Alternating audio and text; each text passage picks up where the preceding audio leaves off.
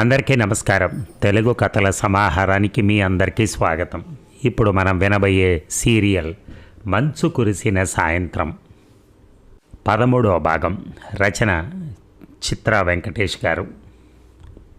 అయ్యిందా నీ ఉపన్యాసం? నేనే ఈ నేరం చేశానని గొంతు చించుకుంటూ అరుస్తున్నావు, కానీ ఈ నేరం నేనే చేశానని నీ దగ్గర సాక్ష్యం ఉందా? సాక్ష్యాలు ఆధారాలు లేకుండా పోలీసులు కానీ కోర్టు కానీ నన్ను ఏం చేయలేదు. ఆ విషయం నీకు తెలుసు అనుకుంటాను. ప్రత్యక్ష సాక్షి జలసూర్య కెప్టెన్ కులకర్ణి ఉన్నాడు. పోలీసుల ముందు కోర్టు ముందు అసలు నిజం చెప్పడానికి అతను సిద్ధంగా ఉన్నాడు. కులకర్ణి ఈ లోకంలో లేడని నాకు బాగా తెలుసు. ఈరోజు నువ్వు ముంబై వెళ్ళి కులకర్ణిని కలుసుకోవాలని అనుకున్నావు, కానీ పాపం నువ్వు వెళ్ళేసరికి ఆ మానవుడు చనిపోయాడు. ఎంతో ఆశతో వెళ్ళిన నువ్వు నిరాశతో తిరిగి వచ్చావు. ఆ విషయం నాకు తెలియదు అనుకున్నావా? కులకర్ణి చనిపోయాడని నీకెలా తెలుసు? ఆశ్చర్యంగా అడిగింది అమ్రపాలి. అతన్ని చంపింది నేనే కనుక. నువ్వు నాకంటే వ్యాపారంలో కానీ వయసులో కానీ చిన్నదానివైనా నిన్నెప్పుడూ నేను తక్కువగా అంచనా వేయలేదు. కులకర్ణి గురించి నువ్వు ఎలాగో తెలుసుకుంటావని నాకు తెలుసు. అందుకే తెలివిగా అతన్ని అడ్డు తొలగించుకున్నాను. రోడ్డు క్రాస్ చేస్తున్న అతన్ని కారుతో గుద్దించి చంపేశాను. నడి రోడ్డు మీద రక్తపు మడుగులో గిలగిలా కొట్టుకుని చనిపోయాడు ఆ మానవుడు. అతన్ని కారు గుద్దినప్పుడు రోడ్డు మీద చాలామంది జనం చూశారు.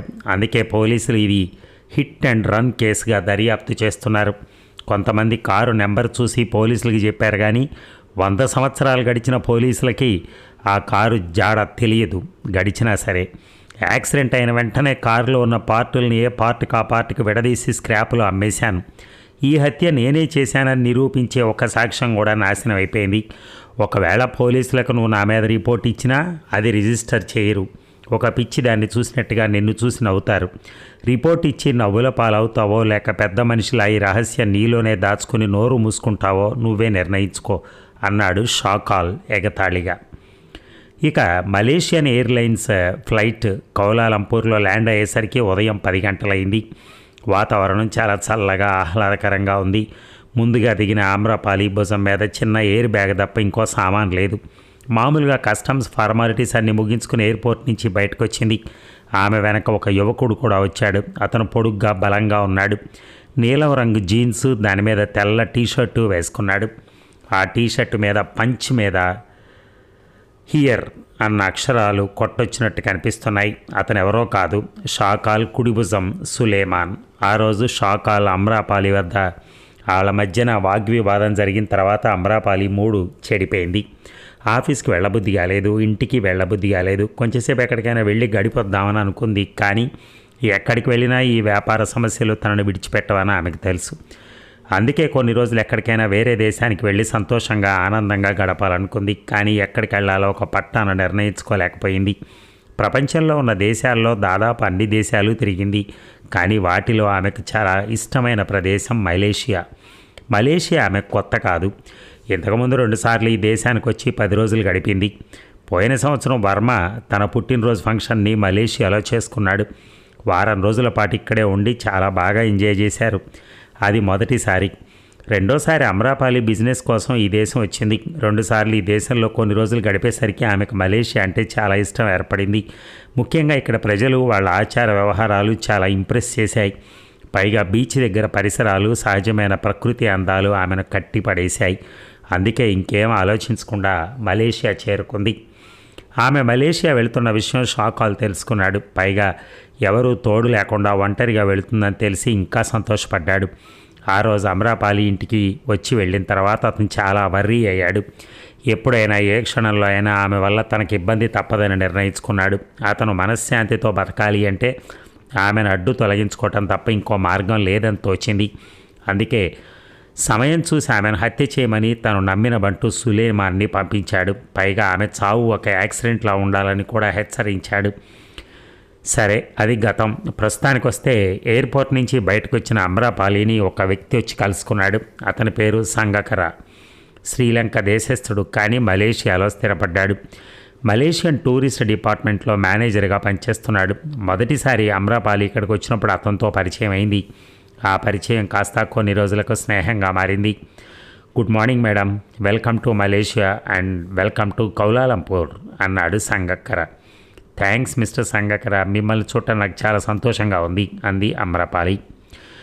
మీరు ఫోన్లో చెప్పినట్టుగానే మీరు సరదాగా గడపడానికి హెవెన్స్ ప్యారడైజ్లో కాటేజ్ బుక్ చేశాను. ఆ కాటేజ్లో అన్ని వసతులు ఉన్నాయి. మీకు వంట చేసి పెట్టడానికి ఇండియన్ కుక్ కూడా ఏర్పాటు చేశాను. మీకు చేదోడు వాదోడుగా ఉండటానికి ఒక లేడీని పెట్టాను. ఆ ప్రదేశం చాలా అందంగా చూడముచ్చటగా ఉంది. అల్లంత దూరంలో సముద్రం, చుట్టూ ప్రశాంతమైన వాతావరణం, రాత్రి వేళ చల్లని గాలి మీకు తప్పకుండా నచ్చుతుందని నా నమ్మకం. అక్కడ మీరు ఎన్ని రోజులైనా ప్రశాంతంగా ఏ సమస్యలు లేకుండా గడపచ్చు అన్నాడు సంగక్కర. Thank you mister. ఇంతకీ ఆ ప్రదేశం ఇక్కడికి ఎంత దూరం అడిగింది అమ్రపాలి. 15 కిలోమీటర్లు ఉంటుంది. మీకోసం కారు తీసుకొచ్చాను, పార్కింగ్ స్పేస్లో ఉంది, పదండి అంటూ అమ్రపాలిని కారు దగ్గరికి తీసుకెళ్లాడు. వీళ్ళని చూడగానే డ్రైవర్ వినయంగా కారు డోరు తెచ్చి పట్టుకున్నాడు. ఇద్దరు కారులో కూర్చోగానే కారు వేగంగా ముందుకు పరిగెత్తింది. విశాలమైన కౌలాలంపూర్ రోడ్డు మీద కారు తూనీగలా దూసుకుపోతోంది. అమ్రపాలి ఇంకేం ఆలోచించకుండా ప్రశాంతంగా వెనక్కి వాలి కళ్ళు మూసుకుంది. అరగంట తర్వాత కారు హెవెన్స్ ప్యారడైజ్లో ఒక అధునాతనమైన కాటేజ్ ముందు ఆగింది. కారు ఆగిన చప్పుడు విని లోపల నుంచి ఒక వ్యక్తి హడావిడిగా పరిగెత్తుకుంటూ వచ్చాడు. అతని పేరు బహదూర్. ఉద్యోగం కోసం నేపాల్ నుంచి ఇంత దూరం వచ్చాడు. అతను అమ్రపాలి బ్యాగ్ తీసుకుని లోపలికి వెళ్ళాడు. సంగక్కర వంటవాడిని కేర్ టేకర్ అమ్మాయిని అమ్రపాలికి పరిచయం చేశాడు. 10 నిమిషాలు మాట్లాడిన తర్వాత సంగక్కర వెళ్ళిపోయాడు. అతను వెళ్ళిపోయిన తర్వాత అమ్రపాలి రిఫ్రెష్ అయి బట్టలు మార్చుకుని హాల్లో కిటికీ దగ్గర కూర్చుంది. వంటవాడు కాఫీ, టిఫిన్ తీసుకొచ్చి అమ్రపాలికి సర్వ్ చేశాడు. టిఫిన్ పూర్తి చేసి కాఫీ తాగుతూ బయటికి చూసింది. అల్లంత దూరంలో సముద్రం అస్పష్టంగా కనిపిస్తోంది, కానీ కెరటాల హోరు మాత్రం చాలా స్పష్టంగా వినపడుతోంది. గాలి చల్లగా వీస్తూ సేద తీరుతున్నట్టుగా ఉంది. ఆమె కాటేజీకి 4 కాటేజీల అవతన సులేమాన్ కాటేజీ ఉంది. అతను తన కాటేజీ కిటికీ దగ్గర కూర్చొని అమ్రపాలి కాటేజీ వైపు ఎవరెవరు వస్తున్నారు, ఎవరు వెళుతున్నారు గమనిస్తున్నాడు. అతని కళ్ళ ముందు శక్తివంతమైనటువంటి బైనాక్యులర్స్ ఉన్నాయి. తనని షాకాల్ మనిషి ప్రతి క్షణం గమనిస్తున్న విషయం అమ్రపాలికి తెలియదు. చాలా రోజుల తర్వాత దొరికిన వెకేషన్ని ఆమె ఎంజాయ్ చేస్తోంది. చుట్టుపక్కల ఏం జరుగుతుందో గమనించే తీరిక కానీ ఆసక్తి కానీ ఆమెకు లేవు. తీరికగా కాఫీ తాగుతూ తండ్రికి కాల్ చేసింది. డాడీ, నేను క్షేమంగా మలేషియా చేరాను. హెవెన్స్ ప్యారడైజ్ కాటేజీలో ఉన్నాను. మీరు ఎలా ఉన్నారు? కంపెనీ పనులు ఎలా జరుగుతున్నాయి? ప్రశ్నల మీద ప్రశ్నల వర్షం గుప్పించింది అమ్రపాలి. అక్కడికి వెళ్ళినా నీ కంపెనీ మీద ధ్యాసపోలేదు. నేను అమ్మ బాగానే ఉన్నాం. కంపెనీ పనులు నువ్వు అనుకున్నట్టుగానే జరుగుతున్నాయి. ఒక 10 రోజుల పాటు కంపెనీ వ్యవహారాలు మర్చిపో. అంతా నేను చూసుకుంటాను, సరేనా? ఉంటాను. వీలు చూసుకుని రాత్రి ఒకసారి కాల్ చేయి అని చెప్పి లైన్ కట్ చేశాడు ఆయన. అమ్రపాలి కూడా సెల్ ఆఫ్ చేసి టైం చూసుకుంది. 2 గంటలకు వస్తోంది. ఇంకో గంటలో భోజనం తయారవుతుందని వంటవాడు చెప్పాడు. అంతవరకు చేసేదేం లేక బెడ్రూమ్లోకి వెళ్ళి పడుకుంది. పడుకున్న వెంటనే ఆమె కళ్ళు మూతలు పడ్డాయి. ఎంతసేపు గాఢ సుషప్తిలోకి జారుకుందో తెలియదు, కానీ వంటవాడు వచ్చి లేపేంతవరకు కూడా ఆమెకి ఈ లోకంలో లేదు. మొహం కడుక్కుని వెళ్ళి డైనింగ్ టేబుల్ ముందు కూర్చుంది. టైం 4 గంటలకు కావస్తోంది. ఈరోజు ఆమె ఏ ప్రోగ్రాం పెట్టుకోలేదు. సరదాగా కొంచెంసేపు బీచ్లో ఎంజాయ్ చేద్దామనుకుంది. భోజనం అయిన తర్వాత కొంచెంసేపు జాన్ గ్రిషమ్ రాసిన ఇంగ్లీష్ నవల చదువుతూ కూర్చుంది. సరిగ్గా 5 గంటలకి పుస్తకం మూసి తయారైంది. రోజు వేసుకునే జీన్స్ షర్టు వేసుకోకుండా నల్ల రంగు చూడీదార్ వేసుకుంది. ఆ బట్టల రంగు ఆమె శరీరానికి ఎంతో బాగా సూట్ అయ్యాయి. తను బీచ్కి వెళ్తున్నానని కేర్ టేకర్కి చెప్పి అమ్రపాలి బీచ్ వైపు సాగిపోయింది. అప్పటికే బీచ్లో అక్కడక్కడ జనం సముద్రంలో ఆడుతూ కేరింతలు కొడుతున్నారు. మరికొంతమంది ఇసుకలో వెల్లికిలా పడుకుని ఆకాశం వైపు చూస్తున్నారు. అమ్రపాలి మెల్లగా ఇసుకలో నడుస్తూ ఎవరూ లేని ఏకాంత ప్రదేశంలో కూర్చుంది. సమయం 5:30 అయినా అప్పుడే చీకట పడుతోంది. సూర్యుడిని మెల్లగా మబ్బులు కమ్ముకుంటున్నాయి. గాలి కొంచెం వేగంగా వీస్తూ ఇసుకను పైకి లేపుతోంది. అమ్రపాలి చేతులు వెనక్కి పెట్టి కూర్చుంది. ఆమెకు ఈ వాతావరణం బాగా నచ్చింది.